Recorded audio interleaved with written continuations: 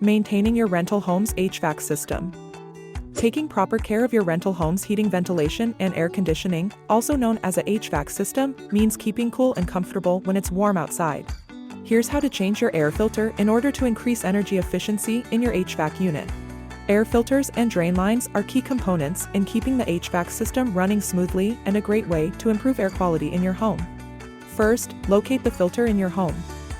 Typically, this is either in the ceiling, on the bottom of the air handler, or on the wall. Remove the filter cap, open the door, and remove the existing filter. The current filter should have the size of the unit listed. Make note of this to be sure you purchase the correct size. Once you have the correct air filter for your unit, slide it into place.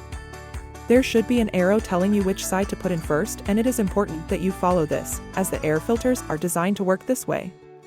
Put the filter cap back on or refasten the grate. It is now safe to have air flowing again.